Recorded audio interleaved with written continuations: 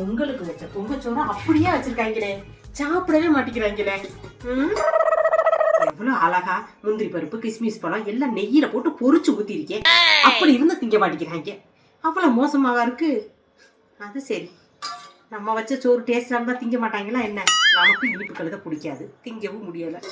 ஊத்தி எறியுமா? பச்சரிசி விற்கிற விலைக்கு ஊத்தி எறியவும் மனசு வர மாட்டேங்குது. வேற வழியில ஊத்தி எரிஞ்சதே ஆகணும். சங்கடப்பட்டு காரியம் என்ன இருக்கு? ஊத்துவோம். அப்பா, இந்த பனியா ஊத்துறது. ஏம்மா, ஏதாச்சும் சூடா செஞ்சு தந்தா கொஞ்சம் நல்லா இருக்கும். செஞ்சு தரியா? அவனை மாட்டாடா என் பம்பர கட்ட மண்டையா. 5 நிமிஷத்துல கொண்டு வந்துடுறேங்க. இது பொண்டாட்டி. சரி சரி, எடுத்துட்டு வா.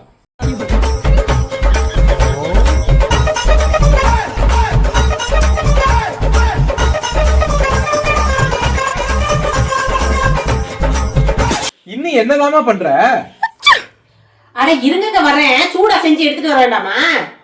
ஆமா ஆமா, சூடாவே கொண்டு வா.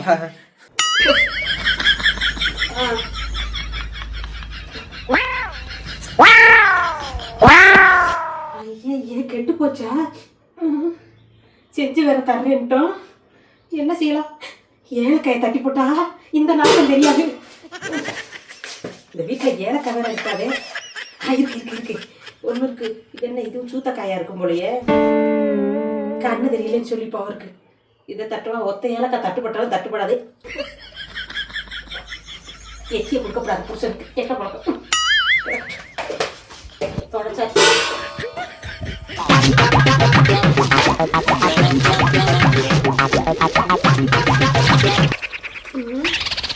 என்ன பாயாசம்னு சொல்லலாம்னு பார்த்தா வெறும் தண்ணியா இருக்குது. தெரிஞ்சு கேட்டா மல்லி கப்பின்னு சொல்லிக்கோ.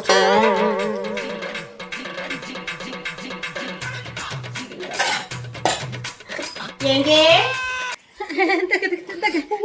ரொம்ப சூடா இருக்கும்.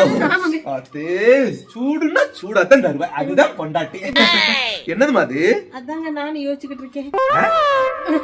எங்க குடிங்க, குடிச்சிட்டு என்னன்னு கரெக்டா கண்டுபிடிங்க பாப்போம். அப்படியா? இப்ப சொல்லிடுறேன் பாரு. நாங்கெல்லாம் யாரு? ஐயோ, கண்டுபிடிச்சிட்டாரா? பாயாசம் தானே? பாயாசம், தண்ணி பாயாசம். எனக்கு தெரியாதா? ஆனா உன்னை மாதிரி ஒரு பொண்டாட்டி கிடைக்க நான் கொடுத்து வச்சுக்கணும். கேட்ட உடனே கேட்டது கிடைச்சிருது. நல்லா இருக்கா? சூப்பரா இருக்குது. ஒண்ணே வேஸ்ட் பண்ண கூடாது. அமுக டுமுக அமால் டுமால்.